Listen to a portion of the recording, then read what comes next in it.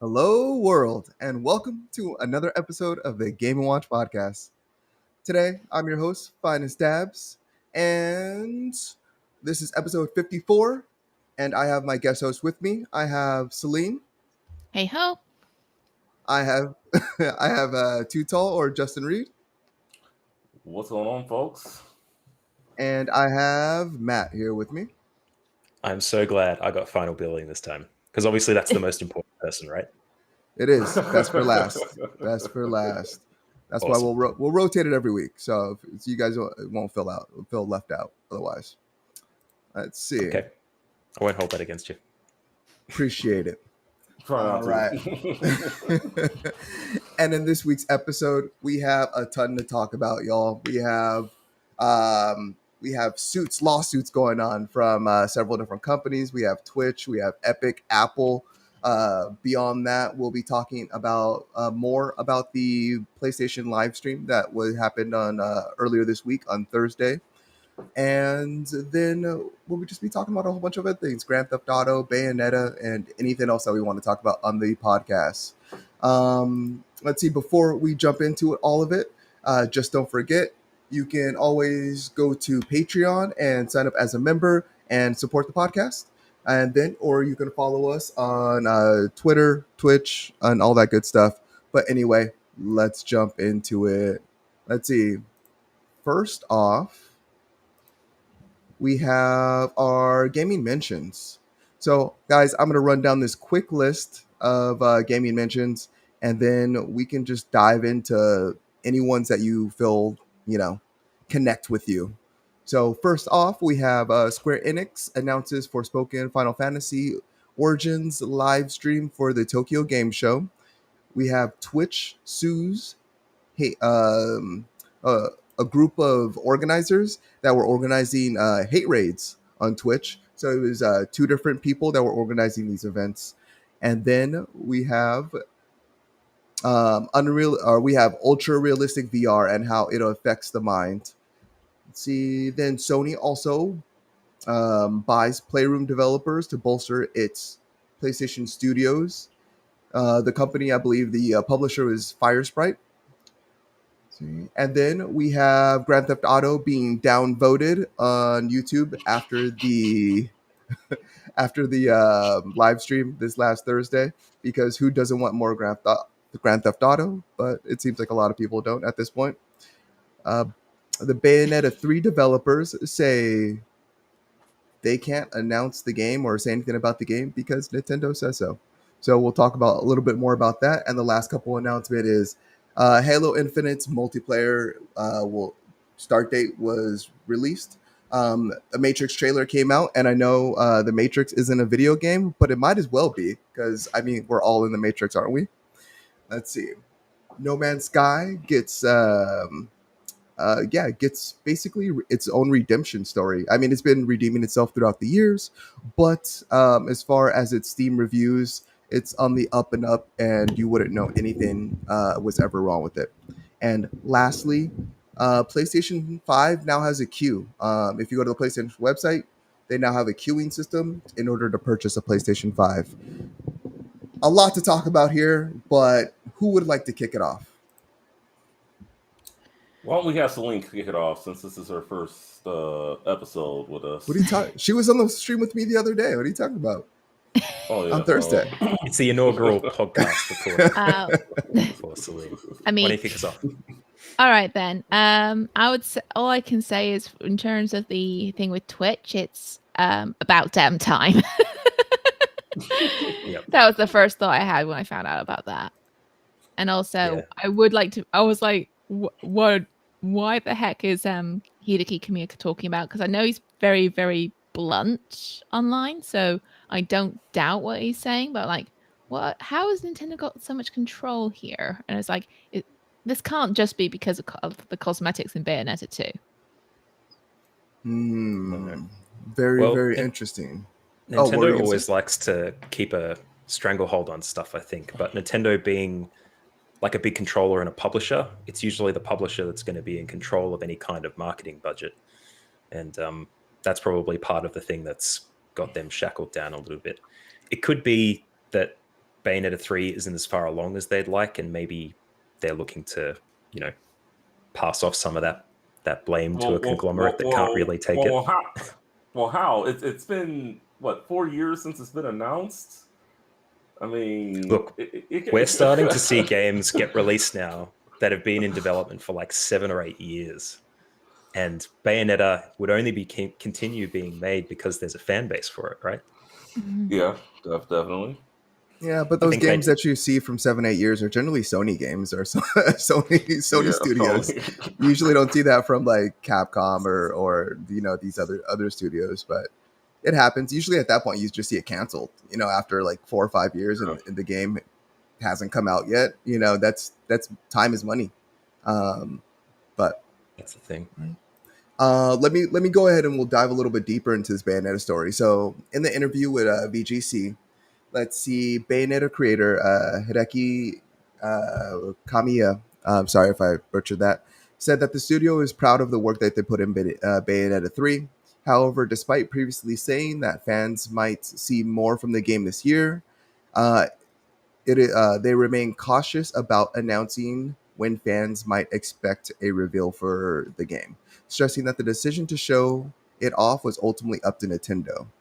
And then a little bit more. Yeah, it was announced in 2017, so it has been 4 years, as you said earlier, Justin. And yeah, everyone's clamoring to see more. I don't think there was much more to the story other than that. But it still is in development. I know Nintendo's technology hasn't changed much over the last couple of years, but maybe they do have a idea of what Nintendo is possibly planning in order to incorporate, the newest technology that they may be able to do, maybe as far as cross-platform if we do get a Switch Pro. But this is just me like trying to give Nintendo the benefit of the doubt for once, but I really don't know. Yeah, I mean, I'm thinking maybe they want to make this game more powerful. That it's too powerful for the current. So they want the Switch Pro, or like a more powerful Switch Pro, Switch Pro 2, whatever you want to call it, and possibly put it on there. But I mean, at the end of the day, I think it's kind of silly that they have not been able to show off literally like anything in almost 4 years. This coming December, so that's just. I mean, you gotta show the fans something. That's all I'm saying. I mean, we're barely seeing Metroid Dread right now. I mean, we've gotten like 3 trailers over the last like 3 months. You think they could have spaced those out a little bit more, but now the game's about to launch any minute, So, Nintendo. Yeah, yeah. Let's I see, and mean, then, what were you gonna say? Go for it, yeah. Tutal. It's just yeah, Nintendo. I mean, you either love to hate him or hate to love him. That's what. Mm-hmm. That's what I say My about brother is a Nintendo. serious Nintendo fanboy. Like the only reason he's got an Xbox 360 is because I bought it, and when I moved out, I was like, I Apollo's already got one, so you can have it. Oh, there you go. I mean, if he's giving away Nintendos, I mean, I know I could use one anytime. Let's Oh, see, oh, yeah, I know this is but a bit off topic, but I just had to say. I mean, have you heard the rumor that they might lower the price of the Switch? yes, I heard that from a reliable source that that just divulged that information to me not too long ago. Um, but yeah, I mean, it makes sense. Switch OLED's coming out in a couple months, so I mean, the Switch 2.0, as people call it, or The Switch, I don't know, it has a whole bunch of different names, but the Switch New, whatever it makes sense to lower that and then have the Switch OLED come out at what, the 350? It was 349, I believe, Yeah. and then have the Switch Lite at 200. So Yeah. Well- Well, it's only a benefit for Australians, I can tell you. Switch is still incredibly expensive over here. Probably not when you do the direct to USD translation of the cost, but any kind of cost reduction on my end of the planet would be amazing. I'd probably pick one up once it got a little bit cheaper. That's awesome. yeah, no, Yeah.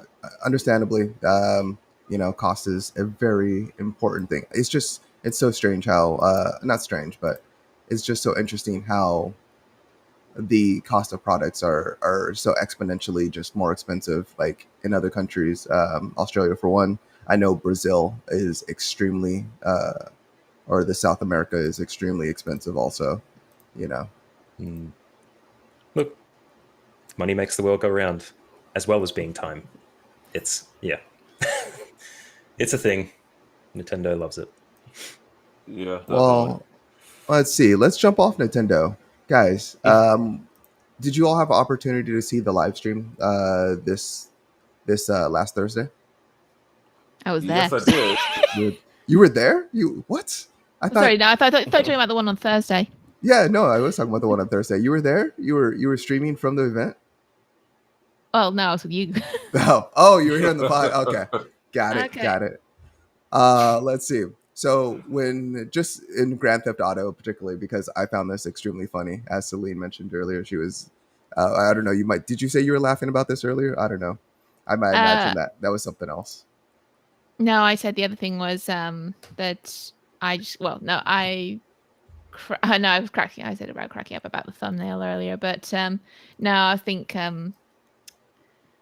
I don't know. Grand Theft Auto was an eye roll for me. I've never been a big fan of it, and it's just like you're milking it. You're so milking it. Yeah.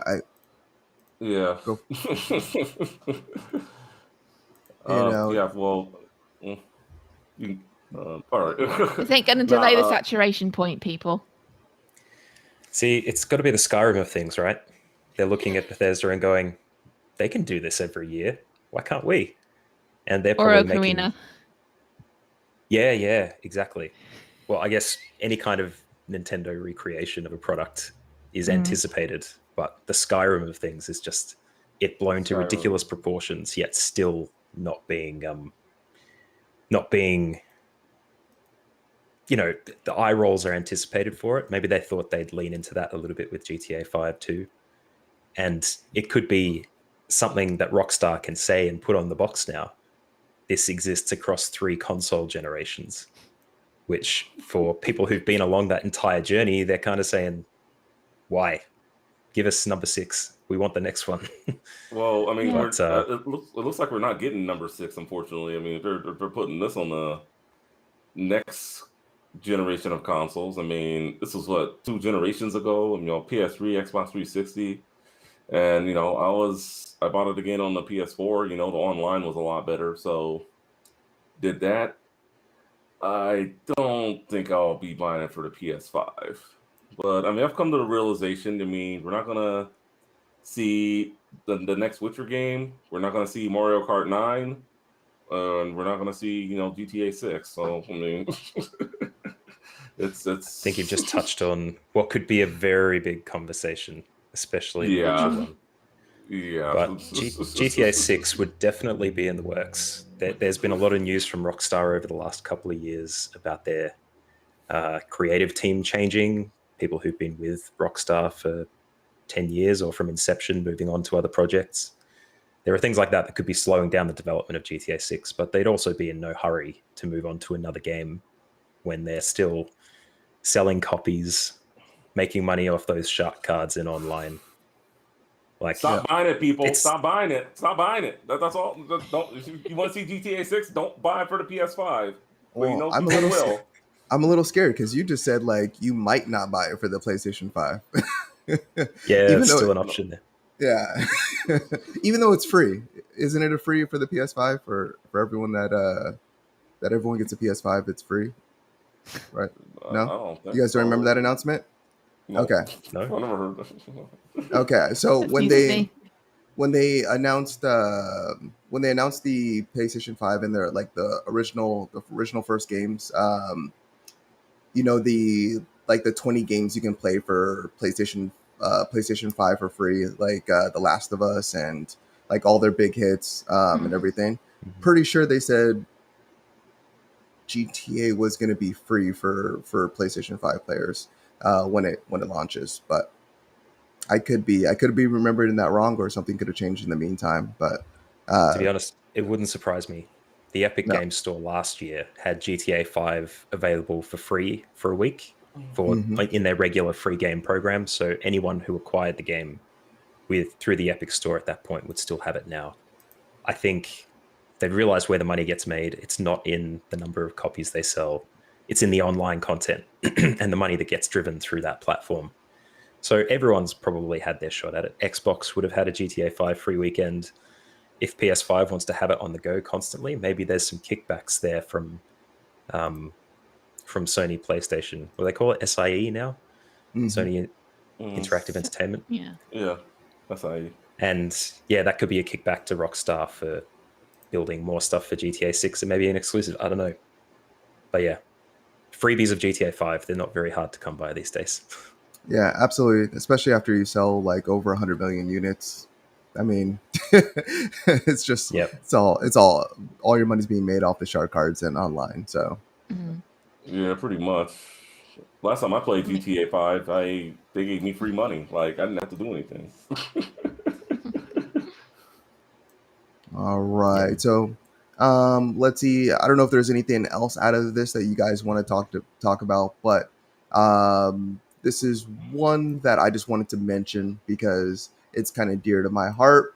No Man's Sky and the Review Redemption.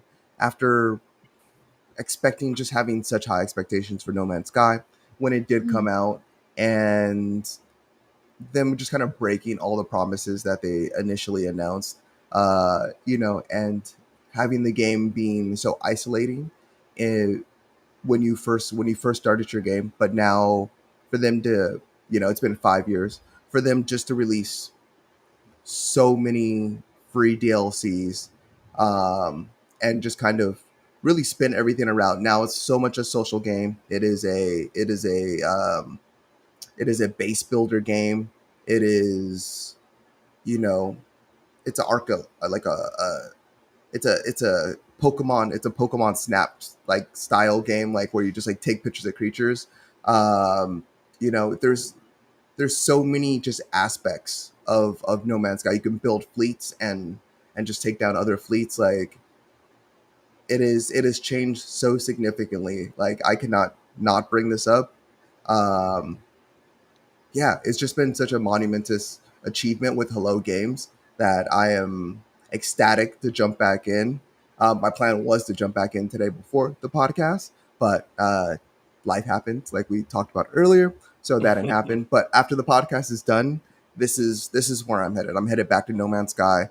The last time I was playing, I ended up on some uh, uh, a planet with a toxic atmosphere to where it was just very difficult to get around, and I got to a point to where like I almost like am stuck on the planet. So I'm probably just like as soon as I jump back in, I'll probably just leave and head to the next closest planet. I'm probably only about 20 hours in, which is nowhere compared to I know diehards that play this game and they've been playing it since launch over the last 5 years. But I'm excited. I'm excited about everything that's happened. I'm excited that they just released a new DLC, and I can't wait to see like this game on PS5. Like I want to see them bring this over. Um, yeah. So any thoughts? Any ideas? Anyone else love this game as much as I do? I haven't played it, but I'm curious to hear you as a player, what your experience has been like across that journey, because I watched the video that was posted in the show notes for this episode, and it is very uplifting. It's like inspiring music in the background. They're like, yes, we finally done it, guys. And the whole story leading up to the release, and even just after, maybe 6 months after that, was like you couldn't script that stuff for a TV show. Like the studio had their offices flooded, I think 9 months before release, and they lost a lot of their content. They went to do a number of press events before the actual launch, and they started over promising things like that feeling of isolation you mentioned. They said it was going to be a big expansive universe where you'd all share in that universe, but it didn't end up being quite what they said. Then it gets to launch, everyone is entirely unhappy, and Sony seems to throw them under the bus on that too. They said, well, we're releasing this game, but it's their fault.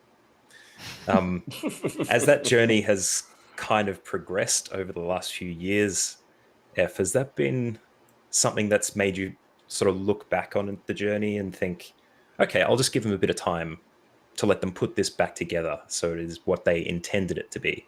Or have you been on the, I guess, the bad camp where they're like, no, I paid money for this game and you promised me an experience that I didn't get, so I'm very unhappy? Which camp do you think you fall into? Probably more in the bad camp. Okay.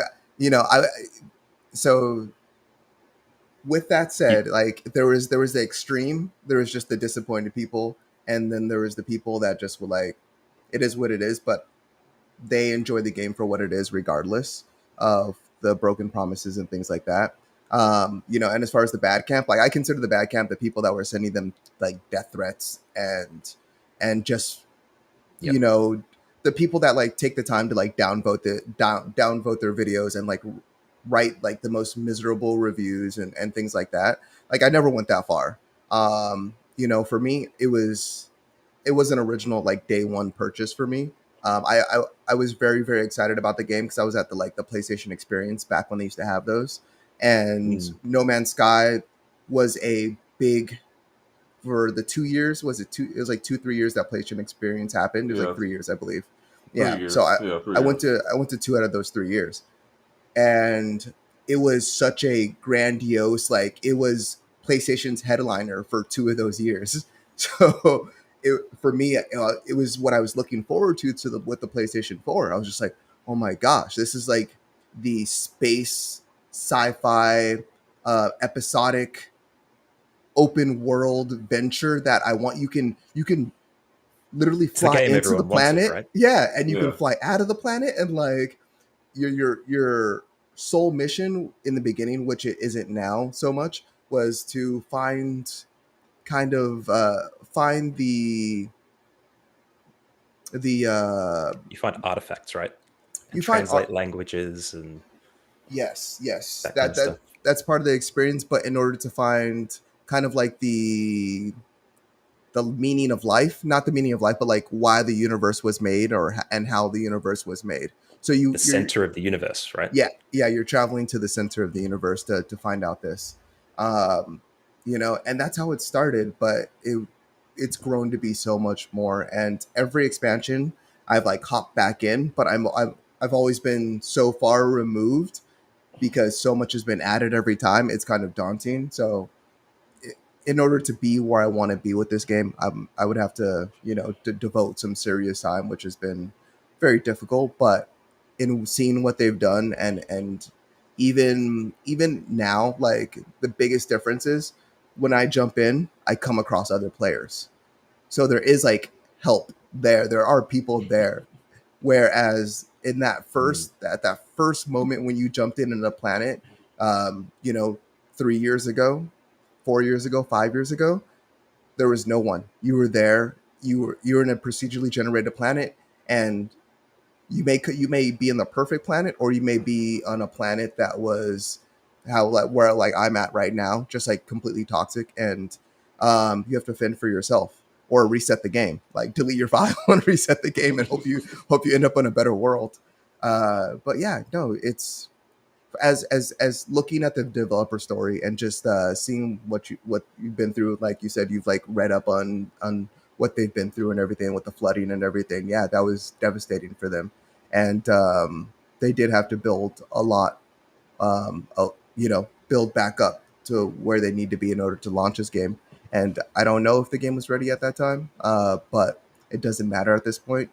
Now we could all look back we can laugh about it and move on and be happy that this game exists, because it's absolutely an incredible game. And The yeah, lesson there has Yeah. to be that short-term attention spans for very minute sections of time with a game aren't always going to be uh, the indicator of success, right? this is true. But at the same time, a game, I mean, not particularly in this sense, but a game should never launch broken or unfinished, or, Yes. but that's a different topic. Yeah. I was hoping to I lean don't- into the positive comment for CD Sorry. Project Red, but I'm not gonna mention them. I was Yeah, going to say, I I'm think not- the I'm not- moral of this development story is partially that small developers really should consider offsite backups. Yeah, I think they should. Yeah, we'd have to look a little bit closer into why they actually lost their stuff the way they did. It could just be that they just didn't do it for that week or something. But I know they didn't lose everything. No. Mm. But backups are backups are backups. Good life lesson. Yeah. One thing, F though. I mean, when we start doing Twitch streams, you should definitely stream that game. The way that it's improved over the years, and I was at the PlayStation experience with you, that second one. They were really pumping up that game. I remember, and Yep. a lot of people were disappointed. So it's definitely come a long way, and you know, me with games. I mean, if something's broke with it, it's really hard to draw me back in. But the fact that you just stuck with it and just gave it a chance for what it was, and now that you're there, that you're excited, you're just looking at how far the game has come. That's great. One thing I like about your gaming style is you are a patient gamer. Sometimes. Well, thank you. Yep. But it's just because I follow them in particular. Hello Games is, they were very much in the forefront when talking about the game, and now they just dialed back. You never see I forget his name offhand, but the main developer that was like promoting the game anymore, and he even talked about like he had like he like talked about mental health like after that and everything, uh and just how that game affected him. And it's good to see. It's just good to see that they kind of just disappeared into the background, got out of like the limelight, and have moved forward and just concentrated on pumping out this content. And now I'm ready for their next game. It's been 5 years, so I know they're working on something. Mm. or not. Or not. No, they're definitely working on something.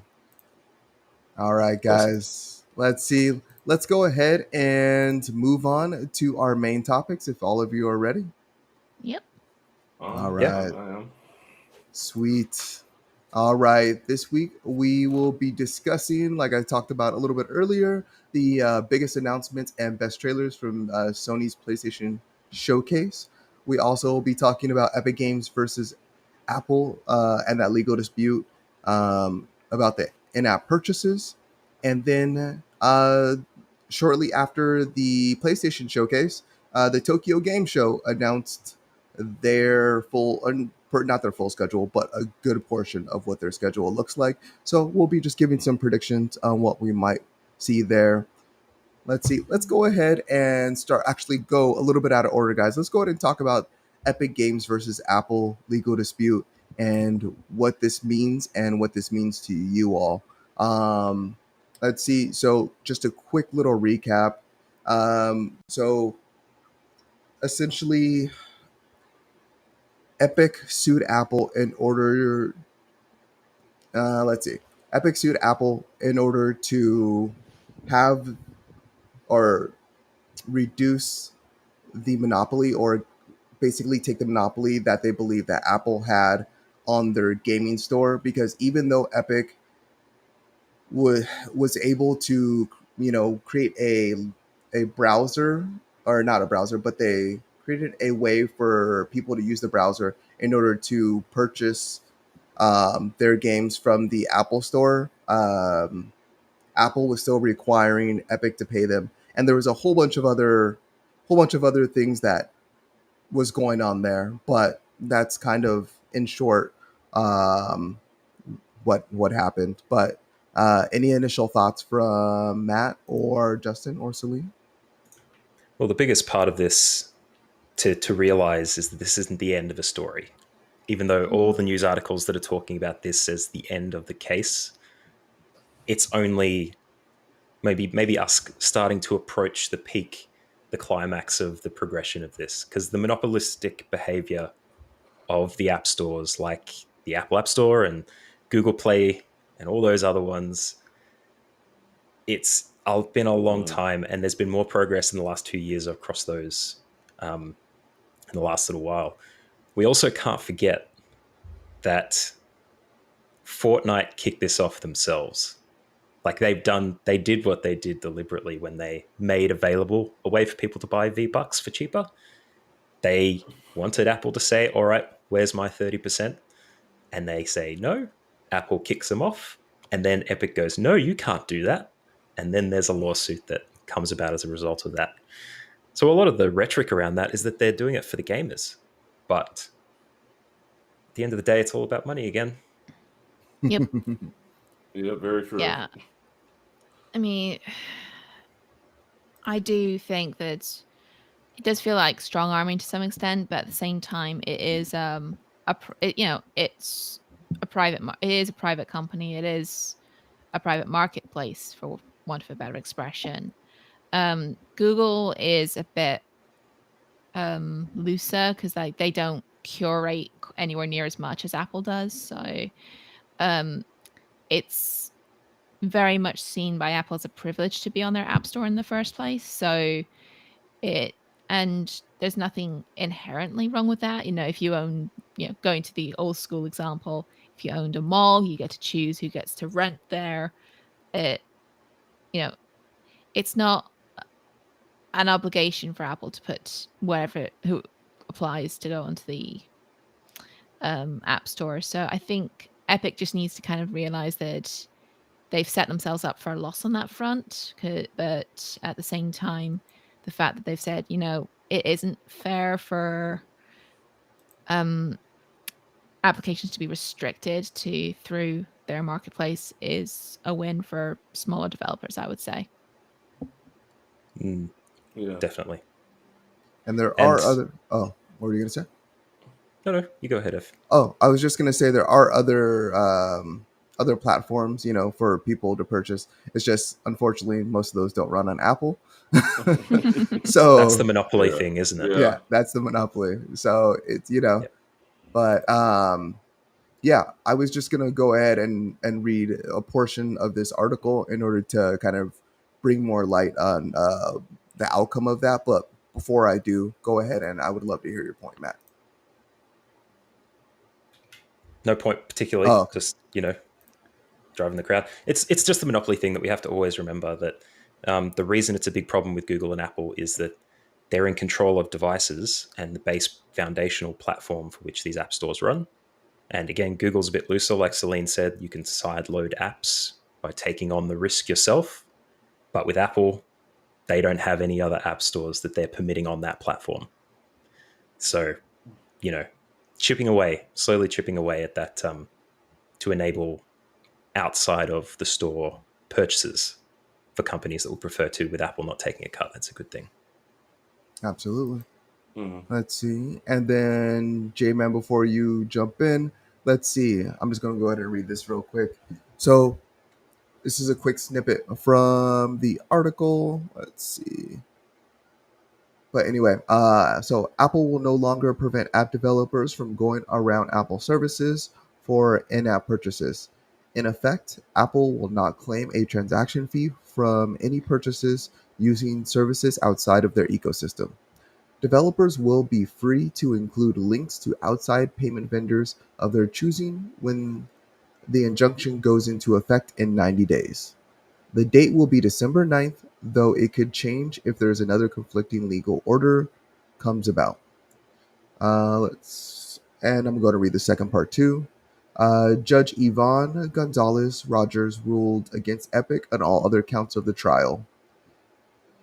And then it kind of just goes into detail about when this started and everything and what this is. But other than that, yeah, that's essentially the ruling, the final ruling. So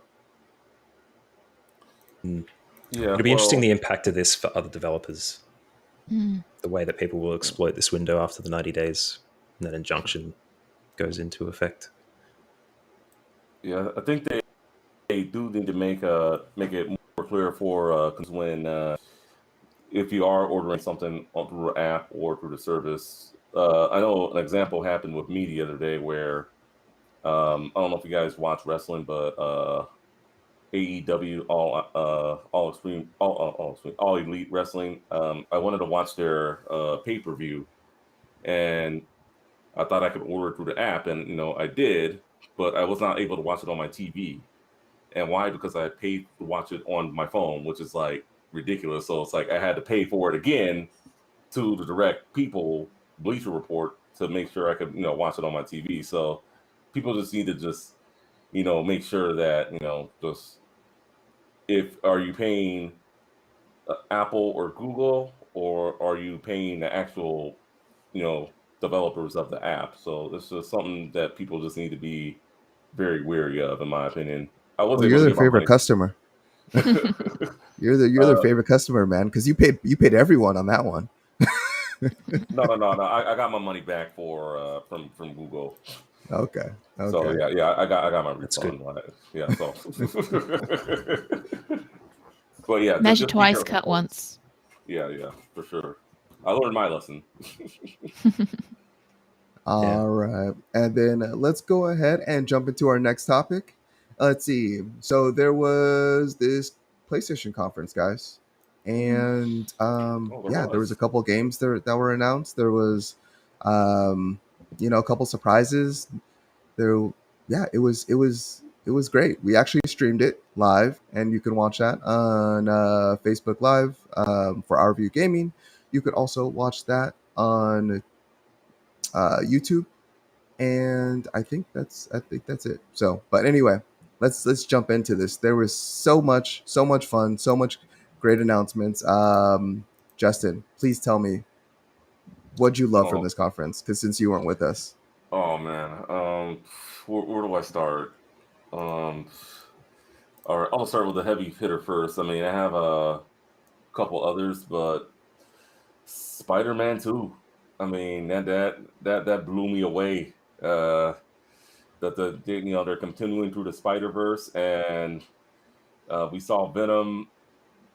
It's just I cannot wait for that game. I heard your reaction. You were saying it was going to be 2024, but you're a year off. Hopefully they stick to their word. It's 2023. I'm very excited, and I hope they bring in online 2-player co-op for this. That would be awesome. That would be game of the year right there if they did that. I was so blown away that Insomniac, they're not playing around. They really aren't.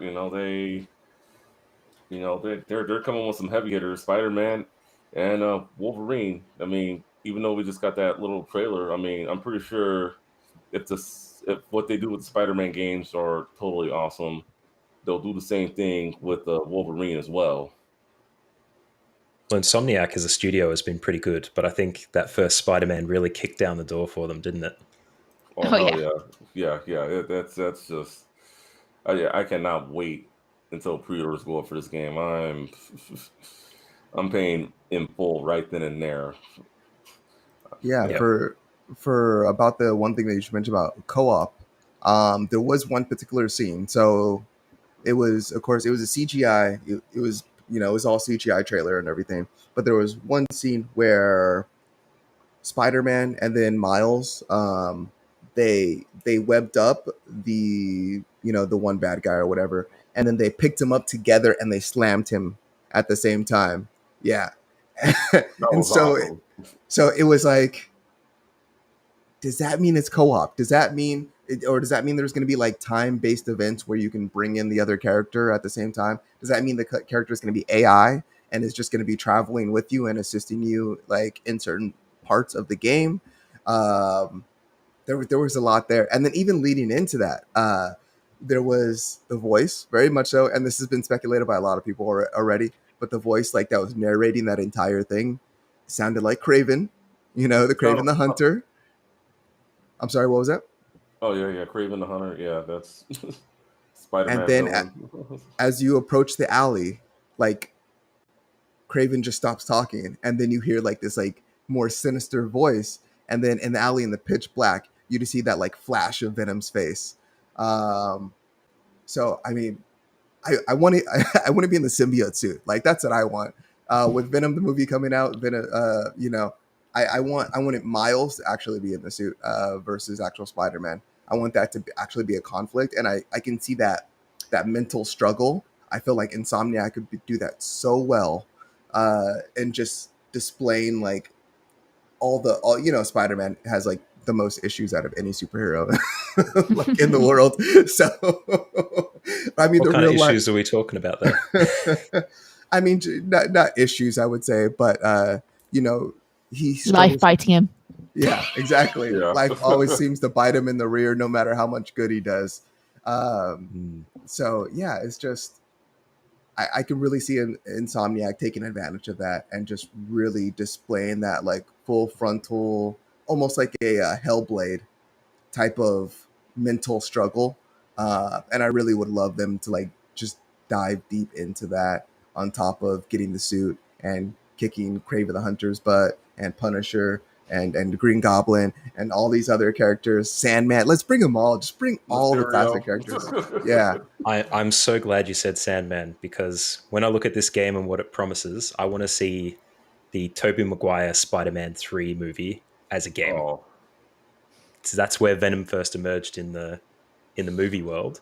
Mhm. We had Eddie Brock there as well. Maybe he'll pop up in the game as the original symbiote, and there could be a tie into the films there. Maybe they don't seem to be focused on that too much, but yeah, I'm equally as excited for this for all those reasons as well. Just to remind people, Eddie was actually referred to in the first Tobey Maguire Spider-Man movie. When we first see Jameson and Robbie is like, Eddie's been working on this for weeks. We can barely get a glimpse of him.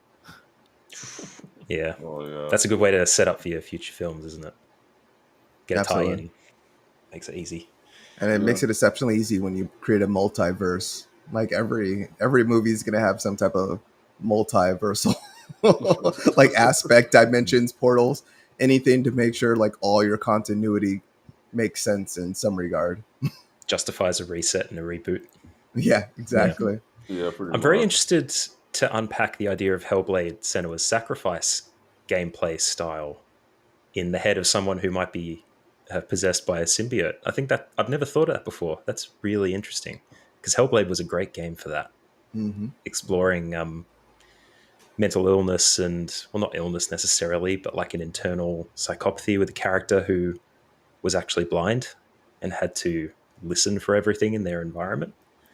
That internal struggle might be interesting to see visualized in a game like that. But I'm also playing Psychonauts at the moment, so that is a game in very much the same vein, but with a completely different feel. Oh yeah. Yeah. Like the end of that game is so nightmare fuel. I'm not going to say more than that, but yeah. Well, I definitely want needs to hear about that later. Sure. But I'm not going to spoil it for him, but Well, it's the second one that I'm on to, so please don't. All right. And Celine, since you were with us the other day, I know we talked a little bit at the end of the live stream, but now that you've had a moment to like sit back, think about it, just review the games that came out. Was there any changes, or was there anything that you feel any different different about now that a couple of days have passed? I mean, I would still say for me, because I'm a very story-driven gamer, Marvel has still stolen the show for me. Since we've watched it, I have, I don't know, Apollos has saw it the next morning, and we've talked about it. What his attitude towards Gran Turismo is, he'll believe it's out when it's out, because they are notorious for delays. But in fact, when they put the trailer separately, they put a splash page that's saying it's coming out in March next year. Because I don't remember seeing that when we were watching it. Yeah, I don't remember that either. Yeah, I think they did have an exact date for Gran Turismo 7. Yeah. No, I thought not. But yeah, and his view of Alan Wake was that it's not really a remaster. It just struck him immediately as 360 graphics, and my memory of it was hazy, so I couldn't really comment on that one beyond that. I think the big one with Alan Wake is how they're going to tie it into the Control universe. I think I've forgotten the name of the developer now, which sucks. It's got a 3 in there somewhere. But yeah, I think they're just trying to bring the conversation back to their games to start building out that universe and justify the 2 games. Yeah. Ghostwire Tokyo intrigues me because I am a bit of a folklore nut, and I could spot various kind of creatures of Japanese folklore. You may probably remember me commenting about the Snow Woman, or Yuki Onna, to use the Japanese term, for the trailer, during the trailer. That there were some others primarily humanoid in form. So that's, mixing the modern with the kind of old school folklore would be quite interesting, even though we're not entirely sure how you fight them in this. And I think apart from that, I think not a lot has really changed in terms of my opinions, and I'm very much wait for the reviews to come out person anyway, unless I'm already a huge fan of a franchise. So Persona is a really big example of that. I think that's the exception to the rule when it comes to pre-ordering. Perfect. Well, I mean, there's some big ones that like I haven't heard mentioned yet, so I'm actually really shocked so far. Matt, how about you, man? What God of War. God of War. I called it out last week in the podcast. Ragnarok.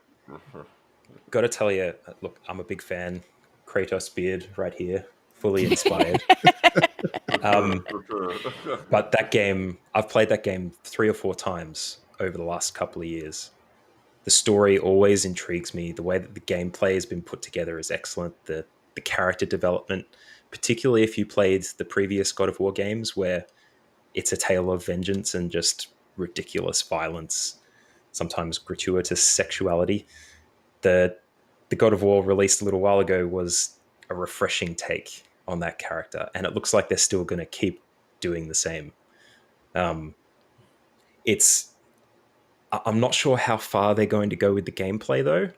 All of the elements that we saw in the trailer during that showcase were things that you could pick out of the combat from the previous game. So may not be a lot there in terms of progression of combat, but they could be keeping a lot of cards close to their chest on that one. It's usually a bit of story and then a bit of gameplay that you see when they do that release cycle. But the story of it, they left so many dangling ends at the end of the last game that looks like they're going to come through on for it. Especially seeing Tyr, the God of the Giants that you were chasing through that first game finally. It's going to be great. You also see Thor, which was teased at during one of the endings for the previous game as well. It just looks like they're blasting out that universe a little bit more. And it'll be a bit less lonely too. Looks like there's a lot of people in villages and stuff that you'll be able to either interact with or murder. I don't know. You never know where it's going to go with Kratos, but all in all, I'm incredibly excited to see what happens. Not more so than because I follow Alana Pierce, who is an Australian journalist come game writer for Santa Monica Studios. If you watch her content, you can see a lot of the emotional reaction she has for what she's contributed to that game. And that if you can watch any of that stuff, it just gets you more excited for it. Just God of War in general, great game franchise. It looks like they're going to be coming out with something really good. But that's not to say that Deathloop won't be that good either. That's coming out in a few days, even though it's been teased for quite a while. You guys have already touched the Marvel. I think we very quickly need to mention that Forspoken looks like it's going to be a full game, a very interesting premise, but with not a lot to it. From the trailer, I didn't get anything there that I can just kind of grab onto and say, yeah, I'm definitely going to be playing this, but I'll be keeping an eye on it because just the gameplay looks excellent. And need to mention Borderlands Tiny Tina's Wonderland. That's Yeah. Yeah. Why do you say So it like how that? How Oh, many of it's, you don't like Tiny Yeah. Tina?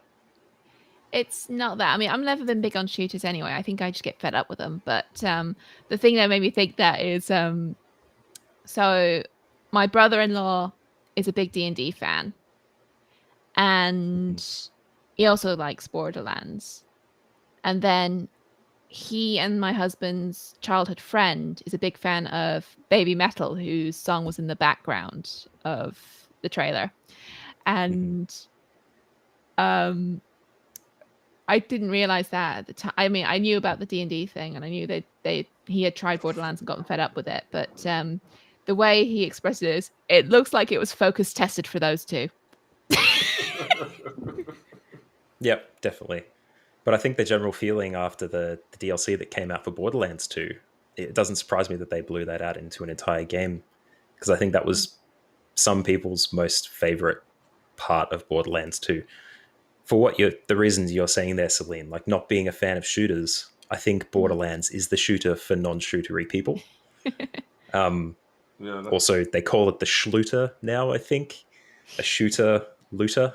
Which sounds just wrong in so many ways. It but sounds that's the uncomfortable. best part. Yeah, best part about Borderlands. Everything sounds uncomfortable and not right. Yep. Nothing's off the table with Borderlands. But that mixture of D&D, they did it incredibly well in the DLC. I'd be keen to see how they fleshed that out into a full game, especially with how Borderlands 3 didn't get the fanfare that they expected. But yeah. Touching back on since you brought up God of War, it just reminded me when I first saw it. I don't think I mentioned it, but like the helmet Thor was wearing just made me think, oh, they might have lifted from Shin Megami Tensei there, because I'll put you guys an image to look at, but the helmet was just like looked so similar, and I'm like, I try not to giggle. Well, there's a Celtic tattoo on this image that you've posted there too. There's going to be Viking folklore all over the place. Yeah. None more so than now, because God of War was so popular when it came out with that remake. I know I'm angling for a tattoo now. Well, another one anyway. Let's see. I mean, there's been. I gotta ask. Sorry to interrupt. Is anyone? No, you're fine. Excited about? Is anyone excited about the Knights of the Old Republic? Yeah. I was just waiting my turn so I can jump into it. But yeah, no, I'm super excited about the Knights of the Old Republic. There's been a bit of backlash, the fact that it's a PS5 timed exclusive, which is, I agree and I disagree all at the same time, because of course you want to like get time exclusives or just exclusives in general to sell consoles. Not that they're having any trouble selling consoles, but you want to keep those consoles selling. So anyway, I don't even care about that. The Knights of the Old Republic, it really broke that threshold, like that wall between like computer MMOs and then like MMOs on consoles. And part of the reason why I probably didn't come to the PS2 was because just the architecture, like the way the Xbox was built, of course leans more into a PC architecture. But just the fact that like this is Star Wars set like 4,000 years before the movies, and this is like BioWare in their prime. This is like pre Mass Effect and everything, and this is just where they really, like, I felt like leaned into everything that made them who they became to be. Yeah, I mean, I love, who doesn't love something about Star Wars? You don't have to love everything about Star Wars, but just like it's so ingrained in our culture now. I'm so excited to play this huge, massive, just RPG all over again in high def graphics, and hopefully they take advantage of. Hopefully it's not just a remaster and it's more of a remake. I always get those confused. And I hope they just really lean into the power of these consoles, and it's just not a carbon copy. Like Alan Wake seems like a carbon copy of the original, and I don't imagine them doing anything different. With the new Dead Space that's coming out, they're taking that original game and they're keeping that feel, that atmosphere, but they're taking all the original notes that they could not include in that game to really flesh out the game, along with adding new features, is what they talked about when they did their little test run the other week. And then I really hope just the Knights of the Old Republic just takes everything that was kind of not to its highest degree and just pump it up times 11, because the game deserves it. The game was wonderful back when it came out, but I love a great RPG. And this is my universe. So I'm really excited about this. But yeah. And then Nostalgia. it's nostalgia Definitely. for sure. Nostalgia. But this wasn't even. I mean, it's nostalgia and it's not, because this has nothing to do with the movies in terms of like this like kind of sets up like everything in the movies. If you ever like wondered like what like how the movies got to where they were, how the rebel forces got to where they were, and the Empire got to where they were, this is the game you play. And there's so many stories that develop through this that like you get through this game and you're just like, where does it go? And then of course they made the Knights of the Old Republic 2, and they didn't even finish that game. like they cut off a huge section of the end. So like even then, like with that game, like you got to go through that game and then there's just so many just dead ends and it just stops. So hopefully with this game, and hopefully it does well, which I'm pretty sure it will, then the Knights of the Old Republic 2 will come out, and then they can flesh out that game to everything that it should have been when it released also. Man, that's a mouthful. It's a lot to talk about, but I didn't play a lot of the Star Wars games or do much Star Wars lore as I was growing up as these things came out. I did play Star Wars Episode 1 on the PS1. Brilliant little pixelated thing following Obi-Wan around, which was great.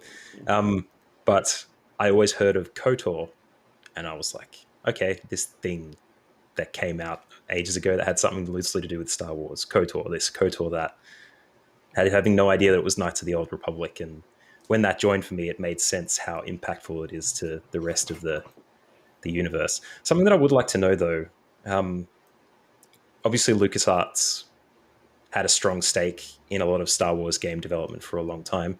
Is KOTOR developed in partnership with Lucas Games at the time? Ooh, at the time, I don't know. That is a great question. Because the Star Wars properties research on that one. Star Wars is currently owned by Disney, right? Yeah. Yeah. So if that's the case, then there could be a large pocket of money for maybe KOTOR 3 coming down the line, and they want to measure what the uptake is like for this one. So you may be getting a continued story experience, more bang for your buck than you think. You're teasing me, man. Did you just you're telling me everything I want to hear, but if it doesn't come to fruition, I'm going to be devastated. Mass Effect. Yeah. We could be looking at something brand new from there, and there was a remaster of that. Like, follow the money, follow the release schedule on things. Fast gaming turnarounds, the number of re-releases we're seeing now.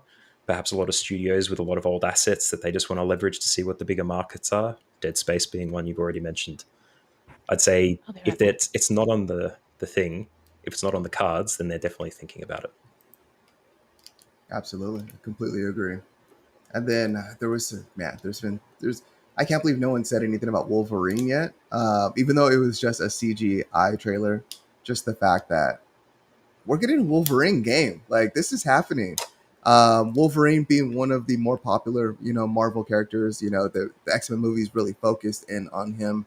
In Marvel vs. Capcom and Marvel vs. Capcom 2, he was like one of the go-tos as your main fighting game characters. And he's been in like every X-Men game that ever existed. Wolverine is just a staple. And now we're going to be able to see him, in his own game and done by Insomniac at that, where Insomniac's technically building out its own universe. I don't know if Wolverine's going to be in the same universe as Spider-Man, but I damned as hell am crossing my fingers that, you know, I I don't know, that maybe I get to like fight against Spider-Man at some point as Wolverine, since they do have such beef, and Spider-Man's quips are so annoying sometimes that like Wolverine just wants to kick his butt. I can't wait to see what that is, and what the prospect of what that could be.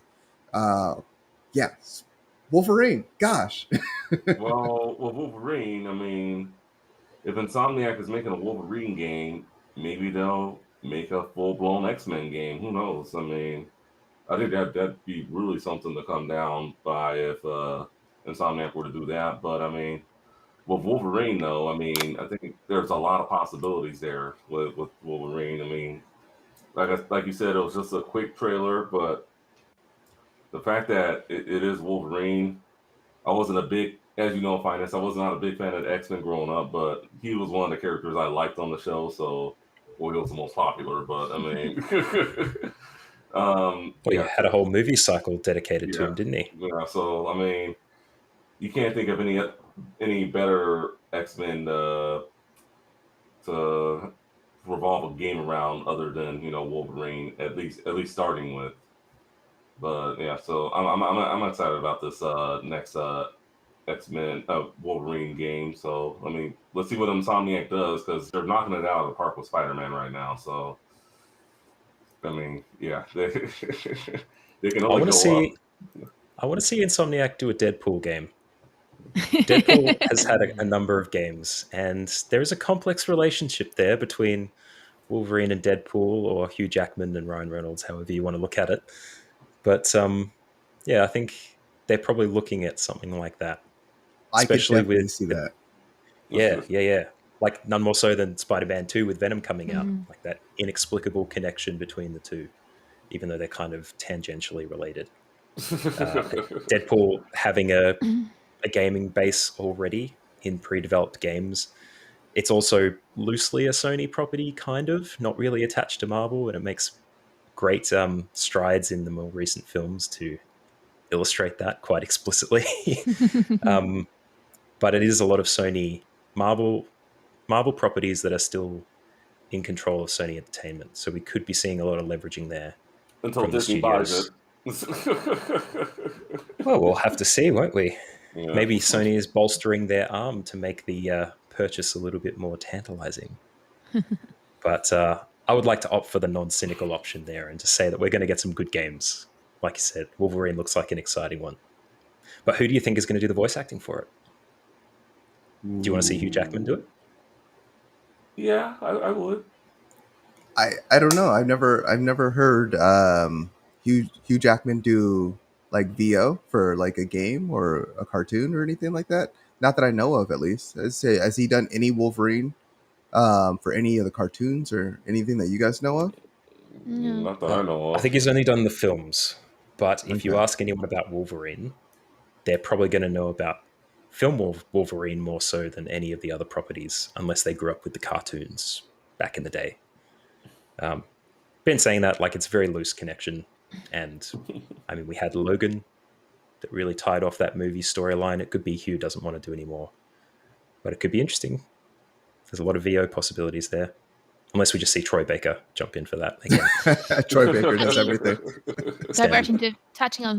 Diverting into films for a bit. You know, George Clooney said he would never do VO, and then he ended up voicing the title character for Fantastic Mr. Fox because he liked it that much. So, you know, you never know. You never know.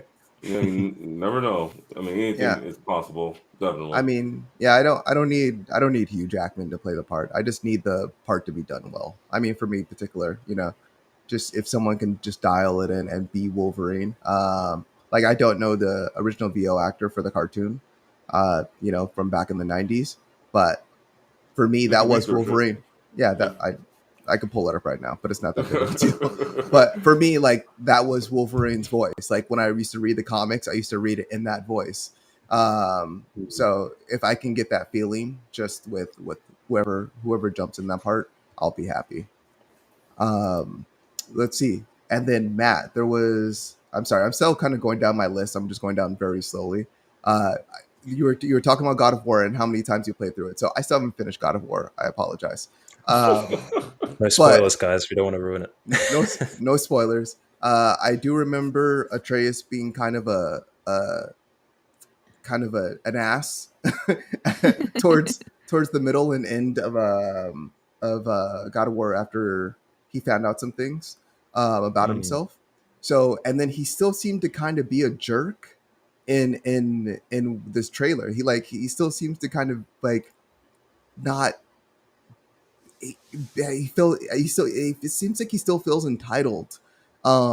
Is there anything that you can tell me what you Without expect? telling you. Yeah, what that you expect of Atreus in this game? Because for me, with him being so much older, and for him kind of dictating his movements and what he does in order to help you in battle. Before, I mean, I really see him as a playable character, along with Kratos. Like maybe like a swap in like between them at certain times, or maybe like you get separated and you see Atreus, like you get to play as Atreus, like going through a good portion of the story, especially with everything that happened with his mom and everything.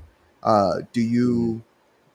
How do you feel? How do you feel about Atreus moving forward in this game? Because I know we all know Kratos, we all know what he's been through and what he's going through, but he's really taken on this dad role. So Yeah. we're shaping this kid, and I feel like we're going to continue to do that in this game even more so. Yeah, it's definitely been postulated in the time in between the games, the first game and now, that Atreus will probably have a bigger part to play in this one. It was, the first game was very much Kratos' journey while we relearn about him and his relationship to Atreus and how that changes over time.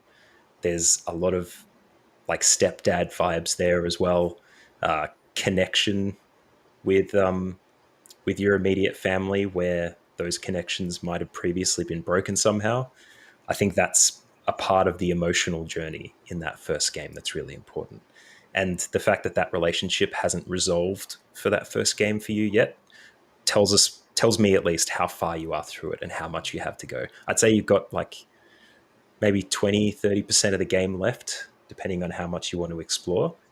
Definitely finish it though, because there's a lot of mentions in the trailer that we saw earlier this week that links ideas together that you get at the end of that game. Like it's wouldn't be a spoiler to say anymore because you were there, but he mentions this relationship to Loki. That's the end of the first game is very much a stepping stone into exploring what Atreus actually is, who he is, his relationship and his mother's relationship to the overarching God universe, Asgard and the Viking gods, that Norse mythology aspect. It's still being explored. Like there's so many aspects of the game that were missed in that first game too. The fact that there's a world that you can't even visit. There's no way you can get it in the dial-up, but it's there. Like there's a lot of clues that's linking together parts of that Norse mythology. But Atreus will play a big part. I would expect there to be, if not some co-op aspect to it, there being divergent stories where they get separated. I think it's really interesting that you picked up on that. He's a little bit of a whiny brat in this, maybe, because I think they've had to grow the character in game with as the voice actor has grown as well, because it's very clearly the same voice actor doing it. What it reflected to me when I saw Atreus for the first time there was the Brandon Stark of things, mostly because the nose, he seems to have a bit more nose to grow into in this new trailer for the game, which means that they're probably going to grow the character with him. Could mean that there's a God of War 3. Calling it here first, guys. But yeah, that's a lot to say without saying very much. But I will say that you do reconcile with Atreus to some degree. I expect you to come into this new game having finished the first one with maybe a much kinder or forgiving view towards Atreus's behavior in the trailer. Okay, that's a lot of expectations. I feel the weight on my shoulders now, but I'm gonna go. Yeah. I'm gonna have to go finish that game. Definitely do. Here. I didn't finish it on my end either. So, but yeah, Oh, if I am gonna we got to shut down the podcast. We got to go live stream this now. We'll come back when you're finished. It's all good. But seriously, it's it's one of those games that is a must play. The amount of, like, it is a complete story in and of itself, still leaving you wanting more. And the way that you connect with the characters and then disconnect with them, Atreus and Kratos' relationship, like, is obviously the biggest one. But you've got I forget their names now. It's been a little bit of time, but it sucks. The head that you've got strapped to the back of your body. Oh yeah, yeah. I did The see Scottish fellow. Yeah. that. Yeah. Mimir is that character's name. Yeah. Their relationship too is very interesting. And you've got Brock and his brother, the dwarven blacksmiths. There's like a lot of relationships in that. It's a very story-driven game, despite having incredible combat and action. It's just, we could do a whole podcast on God of War, I think. I'm going to stop there because we're going to take up all the time for God of War. But Nope. just finish No it. problem. Just finish it. Yeah. I appreciate you. We're gonna have to do a roundtable for God of War. We just got to finish the game. Everyone finish the game. We'll definitely try to get it in on a roundtable episode for sure. Any excuse to play it again, I'll do it. I have an excuse. Oh, were you gonna say something? I was just gonna say, on top of actually playing games myself, where there's sometimes there are games that Apollo and I will set aside and we'll just sit through them together, even if they're just like one-player games. That's what we do with the Ace Attorney games and a bunch of others. Wish I could get my wife to do that. That's not happening. Yeah, same here. So I know this is totally unrelated. I'm gonna just do a quick story. So there was, and this was the first and last instance of this, but when we first started dating, she knew I was into video games. She bought me Assassin's Creed. I heard the story. I don't remember which Assassin's Creed. It was like Brotherhood or 3 or something. Or this is like 12 years ago. Anyway, I don't know. No, she didn't buy me Revelations. I bought that later for like super cheap. But yeah, she bought me Assassin's Creed, and like what's the first thing you do when someone buys you a game? Like I opened it up. I thanked her so much, and I was like, I asked her, I was like, do you mind if I play it? And she's like, no, I don't mind. I was like, okay, cool. Started playing, she sat there and watched me. 3 hours passed by and she's like, I'm gonna go. I'm like, what, why? Like, you're not having fun. And she was having the worst time, and I'm surprised she didn't break up with me that day. She was just like, no, this was not fun. We're never doing this again. So that was the first and last time where I just sat there and had her watch me play a game for any significant amount of time. Now, if we do play games, we'll play something like quick. We'll play like Overcooked, or we'll play some Bomberman or something quick where it's just like a quick match and we can get it over with, and she's involved. But can't do that anymore. Well, the reason I bring it up is God of War was one of those games, so yeah. Yeah. It's a great game for it though, because even sitting back as a player, it's very cinematic. But you do have to be very selective with your company sometimes, perhaps entice them with what they actually want. It's very fortunate that, Celine, you've got a partner that's into the same kind of things that you are. I think I'm probably in a similar position to you there, Finesse. And I never sit there and with my wife and watch games. I know that she's not going to be interested in just sitting there passively and watching my enjoyment. It's a very selfish way to go about it sometimes, but sometimes I'll try to catch her with games that are interesting. I know she came to me with the first PAX Australia that was in Melbourne, and at the Sony PlayStation showcase that year, they had Everybody's Gone to the Rapture, which was very interesting walking simulator about discovering the stories in a town that contains nobody. There was Edith Finch.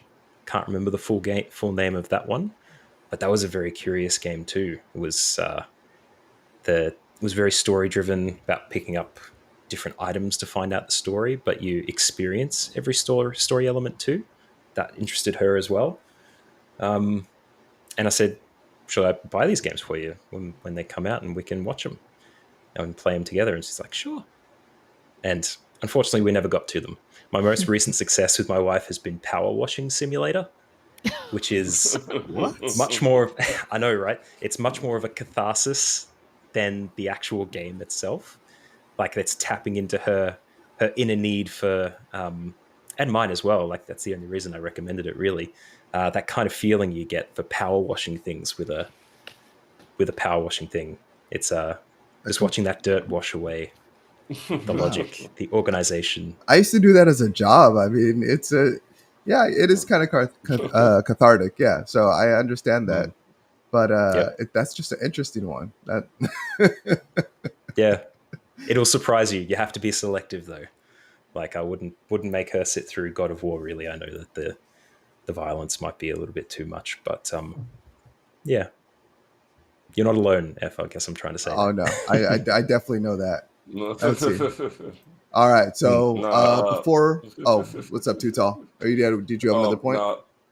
Yeah, well, I mean, just to add, my wife, she walked in on me while I was playing GTA 5, and of course, I had to be in a strip club. So, did you like jump up and like turn the game off immediately, block the TV, just like no, No, you got to lean into it. You say, yeah, "Look, I'm playing with Candy. Candy is working very hard for college. Yeah, pretty much. You got to own it. That, and then we had DS Lights back in the day, and then I got a new Super Mario Brothers DS. I got her one, and then she wanted to play the game, so I'm like, okay. And then I hadn't beat it yet. She beat the game before I did. I'm like, what the hell? Another funny story. I did try that. I got her the 360, and that was my excuse for getting the 360. So I did try that, and no, she never played it, so I just took it back. And then I'm just going to mention these last two games super quick because we've kind of beat this to death. But you guys already talked about it. Tiny Tina's Wonderland. Extremely excited about that because I'm that person that you spoke about that loves loves a shooter that isn't a shooter. Exactly. Thank you so much. Says it best. Matt says it best. So, and then of course, the last one was Guardians of the Galaxy, which is coming out, I believe, October 26th. So that's just right around the corner. And that, with the game being so close, especially out of this list right here, I'm very, very, very excited about that one. The humor seems to be mostly there. The art style, as far as like the characters, is pretty good. It seems a little bit weird, but with Marvel kind of lending their licenses and allowing developers to build their own worlds and their own universes with their characters and taking a different take on them, I love that. I'm so kind of weird that you can only play Peter Quill because he's like, I would rather play Gamora, but or Rocket the Raccoon or even Groot. Yeah. But it just being able to bring them in as assist characters seems like an interesting style, and I really am interested by the story. Just the fact that you can pick your dialogue, and your dialogue does affect how your characters respond to you throughout the game. Seems very interesting, very Mass Effect, like we were talking about earlier with other games. But yeah, I'm super excited about that one, and that'll probably be a day one pickup for me. So I'll probably jump off of Hades, and then I'll probably start playing that. Very good. The soundtrack looks excellent too. The movie was all about that soundtrack. I think the game will probably match that. The game definitely seems to be doing that. I know for the reveal during the PlayStation event, they did have stock songs playing that weren't from the actual game. So I feel like they're keeping that very close to the chest in order to keep that as a surprise for all of us as we play through the game. Yep. Yeah, I'm excited about that game. So yeah, I can't wait to. I'm still on the fences if it's going to be a day one pickup for me, but I am excited to see the reviews and the whole gameplay and everything for it. So absolutely, I don't want to cut things short, but How do we feel about the Uncharted collection getting a PS5 and PC? The what is it, Lost Legacy and Uncharted 4 Thief's End. Those were the two games mentioned, right? Yeah. Yeah, I Yeah. was gonna mention this, but I just didn't want to end it end this topic on a angry note. As the way I feel about it, I'm so aggravated. And then not the fact that it's coming to PC, but just the fact that this was part of the showcase. Like we've already got a remaster or a remake of these games, whatever you want to call it, given to us last generation, and just for this to be highlighted for the PlayStation 5 showcase, it was like not even a step forward. It was just like a step back for me, and it was like why? It was almost like very similar to the Grand Theft Auto feel that I got. It was almost like I felt like they wasted my time by showing me some of the games that they showed me. In regards to showing me Grand Theft Auto again, by showing me the Uncharted series again, while wonderful games, especially four for me, it it was just so unnecessary. I don't know. They could have put this out on a blog post and I would have been fine with it. But that's just how I feel about it. But how did you brought it up, Matt? I'm very curious to see how you feel about this entire series. Coming to And it'd be PC is my- great, even though I played those two games that were mentioned. But it's a tentpole.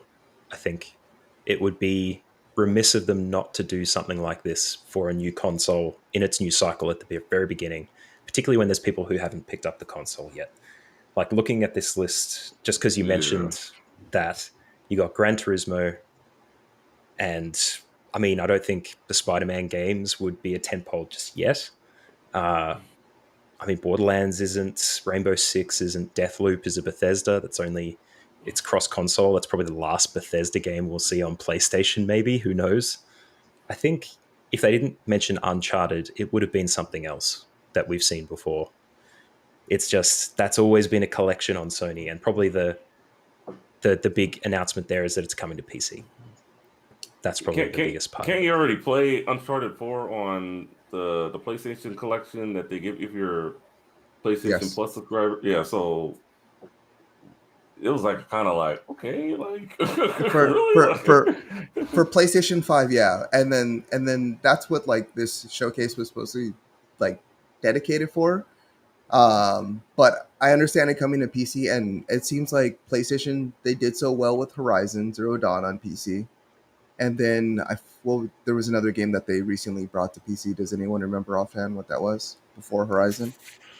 Oh, Days No. Gone. Days Gone, yeah. They brought Days Gone to PC also, which did extremely well on PC. So with them bringing those to PCs, yeah, it seems like they're really like Sony's definitely interested in that extra money, and that they're definitely bringing that push towards PC. So I do understand that aspect. It just for this particular showcase, it wasn't what I wanted to see. But To The add one thing insult we to have to- injury, sorry. I just double checked. Though I don't see any mention of Lost Legacy, but A Thief's End was on the PlayStation Plus collection, which is basically if you have PS Plus and you buy a PS5, you get it for free. So that I'd say putting that on the show, when you bear that in mind, I would say that's just that putting Uncharted 4 in the PlayStation Showcase was probably a bit much. Here is the other thing that I try to remember with this stuff too, because they're trying super hard, especially after the conversation we had on the podcast last week about the Horizon Zero Dawn, Horizon Forbidden blah, West. blah, blah, whatever. Forbidden West. There you go. The conversation with that was, all right, here's 12 different packages to buy this thing. If you've got a PS5, you buy this one. If you've got a PS4, you buy this one. There's no in between. There's no upgrade path. But then they revised that 24 hours later to say, yes, there is an upgrade path, and for future products as well. I think they're trying to establish very, very explicitly that there is a PS4 and a PS5 version for everything. And it could be because they want these kind of big moments to hit the players hard the way that it isn't. When something is released on PS5, it's like a brand new game, but it's actually not. That it's a different product that they're selling as a different product because of the confusion where you buy something and there's two versions and you download the PS4 version and it releases the console. Sometimes you had to get the PS4 version before you could download the PS5 version. There was a lot of confusion there, but I think they may be trying to establish this as a model of selling behavior for them, where you pick a game, you pick your console. But obviously, it's not hitting you guys the way that they might be expecting it to, where you get excited when this game that you've used to on the old platform is now on the new. It might be a failure on their part. And I'd say the messaging is going to change in the next 6 months if the sentiment is the same from everybody. Yeah, That Yeah, definitely. I feel like the marketing has been so wish-washy on, especially cross generational. It's been very wish-washy because in the beginning of all this, prior to the PS5 launching, they said they believe in generations, and then they said there was going to be a divergence. Like they said there's going to be a PS4 and there's going to be PS5. And they said you're gonna have to buy the games for both, but it's just been so muddled and muddy and just not explicit on what their plan is this entire time, and that's exactly why they had 9 different versions like last week, and had to go back on their word because they said one thing, they did another, and this has been a continuing trend and what they've been marketing to the customers. So it will grow ever more confusing. The fewer and fewer consoles that can be sold, the more and more games they need to release that have to be available on the previous console version in order to sell games. It's just going to get more and more confusing for them, I think. They need to just they need to just come up with a plan and stick with it. Stop changing the plan. That's what they need to do. Well, not to push the point too far, but I think their original plan was everyone's going to have a PS5 by now, and the PS4 is just going to be in all the Best Buys or the secondhand stores selling stuff. But that was shot in the arm at the start of 2020, probably. Yeah. It's a very complicated area, I'd say. Again, it rolls back to money, as inevitably it does. But yeah, not to explain away your frustration, but I think the context would probably help reveal a little bit more about why it was there. Yeah, anyway, for sure. I can see that. I'm no more or less excited. I know the game is going to be the same, but I thought it was. All right, guys. Well, we're running a little bit long, so we're actually going to skip the Tokyo Game Show predictions. We are going to hit the release rundown, what we're playing, and we're going to close this show. But let's see. Was there any last words about any of the other games before we move on? Nope, that sounds like resounding no. No. Perfect. All right. So for the release rundown, we have Cruisin' Blast on the Switch for September 14th. We have Deathloop coming to PlayStation 5, PC, September 14th. We have another game called Eastward on Switch, PC, September 16th.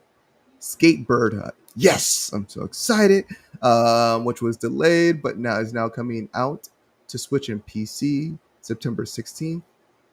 I'm sorry, that was Eastward. We have Skatebird coming to Xbox, Switch, PC, and Linux, September 16th.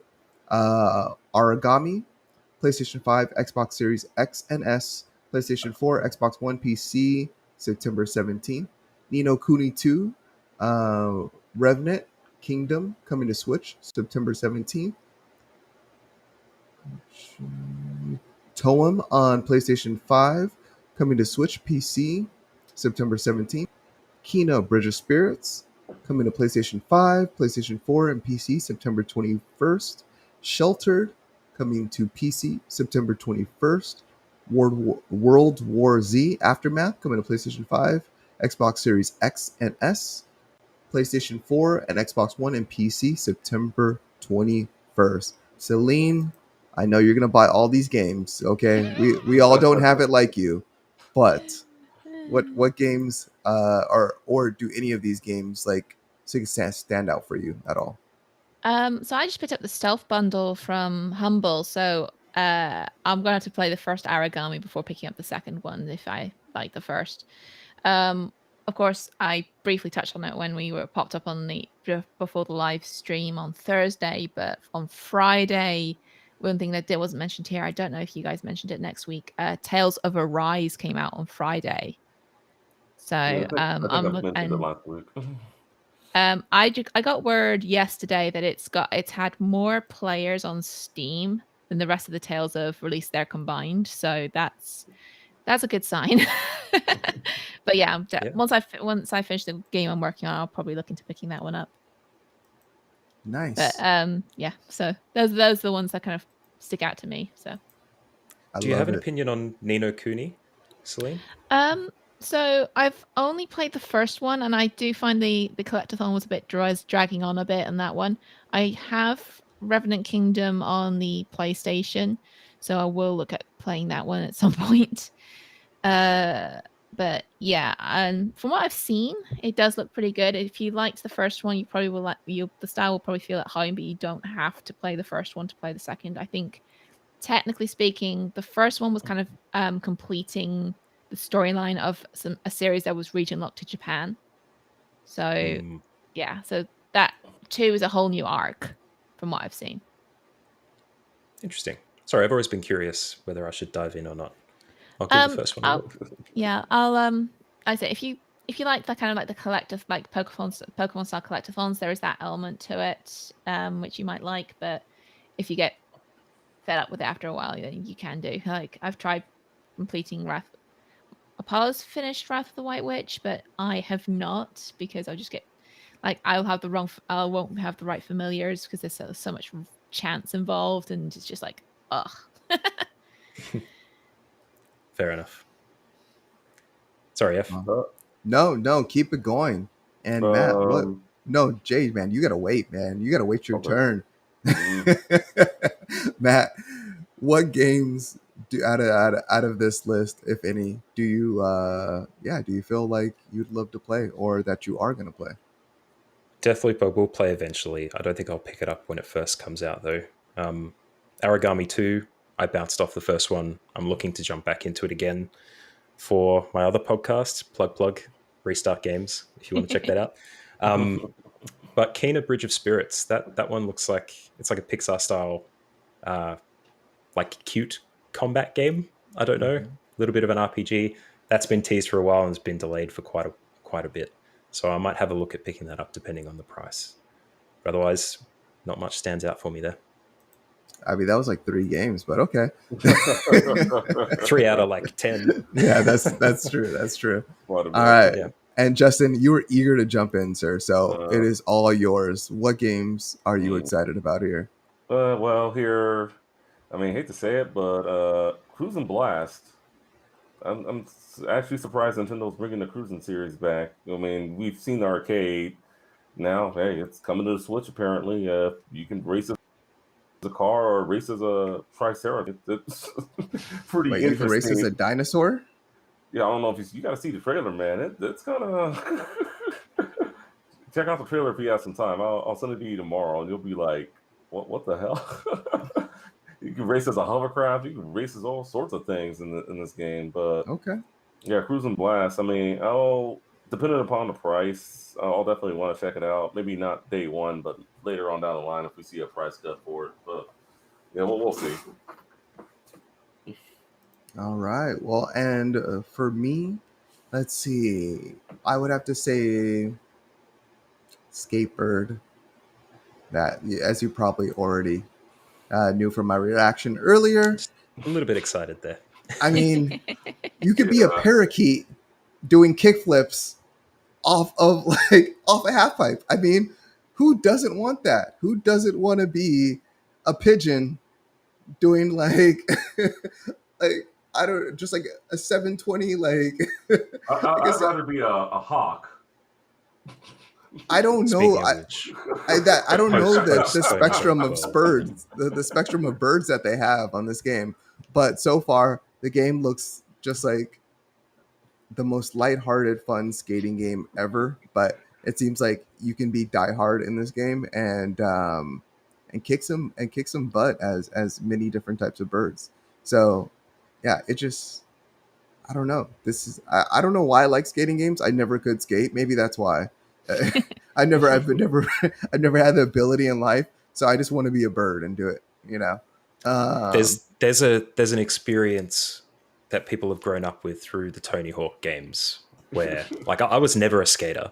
I played 1, 2, 3, Underground 1, Underground, like there's very few Tony Hawk games that I didn't hit up. In a post Tony Hawk world, games like this, they hit different. They do. I did love Tony Hawk. Well, I still love Tony Hawk.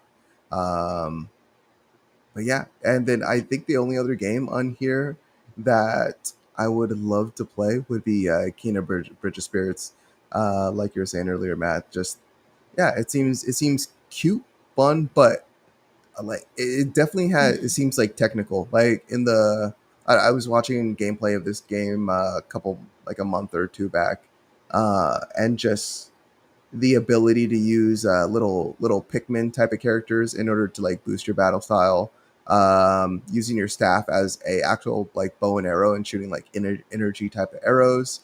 Yeah, it just I love magic. I love magic in any particular game. Like I'm drawn to those games. Like even earlier, like I didn't even mention earlier, but Forspoken, just that whole mashup between like the new world and like this magical mythical world spoke to me a lot, and I'm actually looking forward to that game too. So just these type of games like really really speak to me, like I've said like 5 times already.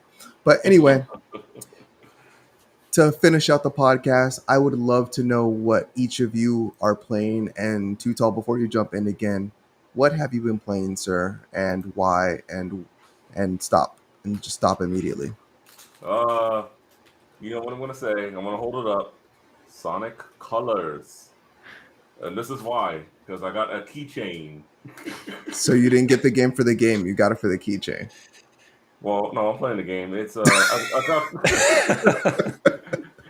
I got through the first world so far, so good. No glitches, no nothing. Why am I playing it? Because it's Sonic, man. 30 years. All right, nostalgia, gotta love it. Celine, what what are you playing right now? And yeah, what did you get with it? So at the moment, I got a digital deluxe edition, so it did come with a soundtrack and a digital art book. But at the moment, lovely. I am playing East 9 Monstrum Nox. I did touch on it during the screen test, but yeah, I'm a fan of Nihon Falcom, so East, the Legend of Heroes series. I'm a big fan of both. Very nice. And what about the gameplay? I'm not familiar with the type of game. So combat is a lot like Suikoden. The monsters are on the map. There's no transition. It's real time. There's an exploration element as well. So the character that's recurrent throughout all of these adult, he always manages to get himself tasked with mapping the game world. So the more you explore the your goal is to kind of fill the map by kind of walking around every nook and cranny. And then the more of the world map you get, the more you get rewarded. Nice. Very nice. Nihon, how do you pronounce it? Nihon Falcon? Nihon Falcom. That's the developer. Okay. It's published in English by NIS America. So thank you. Perfect. And Matt, how about you, sir? As I mentioned before, I'm playing Psychonauts 2 at the moment on Xbox Game Pass. That game always surprises me when I jump back into it. Played the first one quite a while ago. This one is very much the same as the first, though. Very, very well designed, specific gameplay. Every time you move on to a new area, you think you're going to start hitting that repetitive loop of abilities and environments, but it never seems to vary. It never seems to be the same. Sorry, it varies quite a lot. But as we talked about before, it hits on a lot of very big themes, mostly in a positive way, but for those who aren't ready to confront them, it can sometimes be a bit of a intrusive experience, I guess. And there's always an epilepsy warning at the start. It's probably one of the flashiest games I see that's unapologetically so. But it did have a focus on accessibility at the start, so maybe there's some balance in there somewhere. But that's probably the one that I'll be tackling this week. I don't think there's any. I got a few other big ones on the cards. I'll keep them close to my chest. Still waiting for my opportunity to jump down the 12 minutes, jump onto the 12-minute soapbox and give my spiel for why it's one of the best games that's come out this year. I think that's a very unpopular opinion, but if ever we were going to do another roundtable, if any of you are interested, 12 minutes that I finished last week would be one of the better ones. I think it's a very interesting game. Well, Keep that in speaking mind. of round tables, I think episode maybe 10, I think, is what we're thinking about. Just as a quick just to put it out there. But yeah, that's interesting. I would be happy to hear why you believe 12 minutes why it would be one of the best games of the year. So Yeah. yeah, Very hard to talk absolutely. about without spoiling it, though. So Yeah. wouldn't want to ruin it for everyone. So I'll pick my time. I'll pick my place. As long as I get that opportunity at some point, I'll be happy. Yeah. Absolutely, we'll give you that opportunity. Oh, what's up, Celine? I was just going to say, because since the game I'm playing is kind of off-piste for a lot of people, if you guys want me to kind of play you guys the beginning on the Discord server, I'm happy to do that, just so you can get an idea of what the fuss is about. For sure. I Sure. want to know the fuss. Absolutely. Yeah. You don't even have to ask to Or- share that. Just share it. Just Always. share it. Yeah. Share Well, it. guys, that's going to be the show. I'm not even sharing my game because I'm playing the same game as before, as I've been Hades. talking about. So Hades. So it's Hades. just run after run after run. But anyway, we're going to close out this show. Thank you so much for listening. Catch us on YouTube, Twitch, visit our Patreon, all that good stuff. Other than that, thanks for watching the Game & Watch podcast, and have a great day. Bye-bye. Later. Ciao.